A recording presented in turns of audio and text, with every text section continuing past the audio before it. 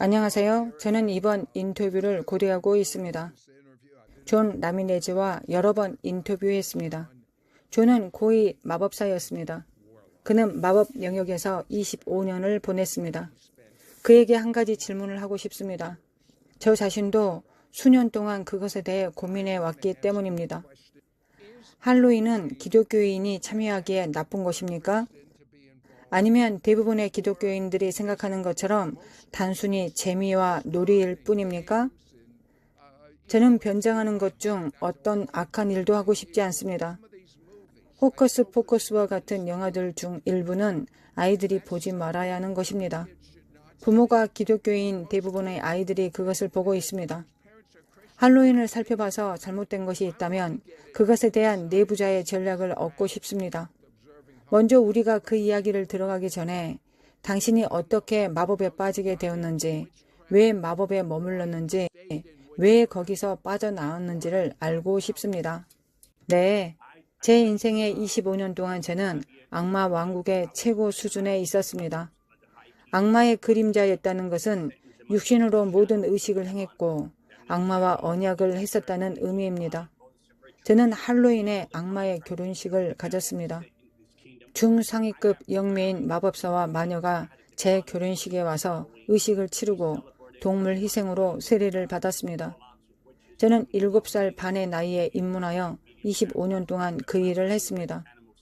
어느 날 길에 목걸이가 떨어져 있었는데 제 발에 걸렸고 그것을 주머니에 넣고 집에 돌아왔습니다. 그것은 어둠의 7 능력이 있는 목걸이였습니다. 그로 인해 8살 때 어머니가 저를 마녀의 집으로 데려가 카드점을 보게 했습니다. 거기서부터 저는 점차 계급이 올라가게 되었습니다. 1999년에 예수와 메시아께서 179번지 빌딩에서 열린 제 파티를 중단시키셨습니다. 그분은 제 주소를 알고 저를 찾아오셨습니다. 저는 1999년 10월에 처음으로 낙담하여 침대에 앉아 있었습니다. 제게 무슨 일이 다가오는지 깨닫지 못했지만 저는 돌아서서 예수님께 말했습니다. 저는 당신을 섬기고 싶지 않습니다. 저는 당신의 나라의 일부가 되지 않을 것입니다.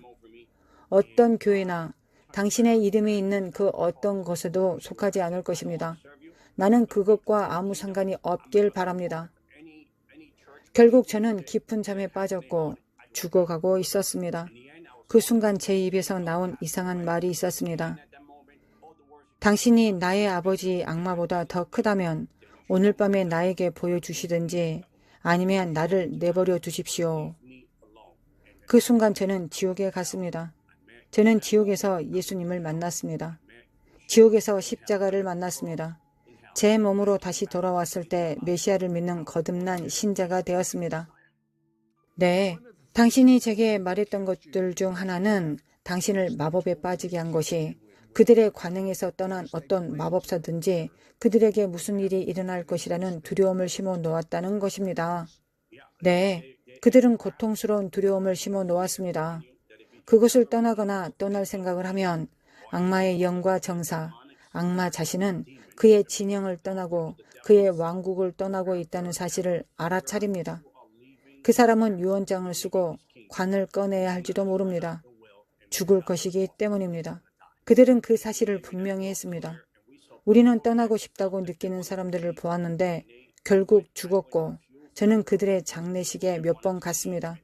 그들은 떠나기 원했고 결국 그런 생각만으로 그들은 죽었습니다. 그것이 제게 접목되었고 저를 지옥의 구덩이의 깊은 어둠에서 건져낸 유일하신 분은 예수님이셨습니다. 저를 끌어내셔서 그분의 나라에 저를 양자 삼으셨습니다.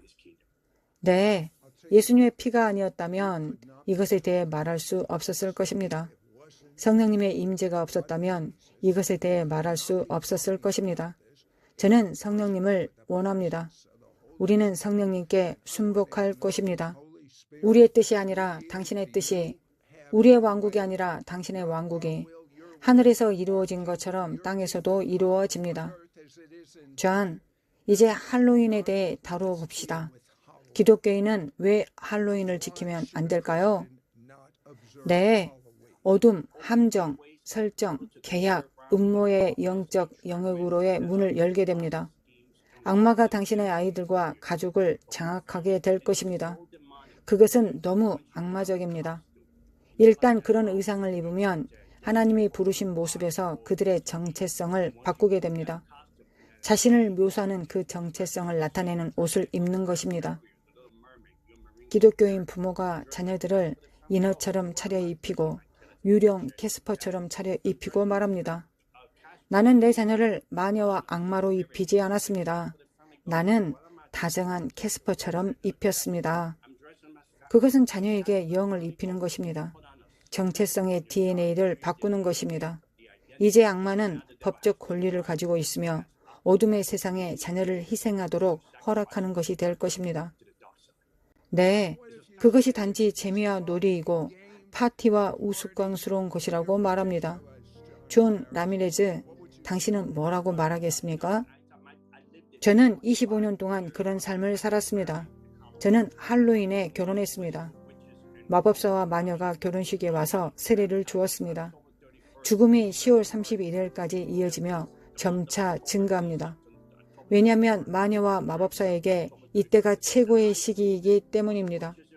그들은 1년 중 3분기인 10월에서 12월에 강력하게 임무를 끝내야 합니다.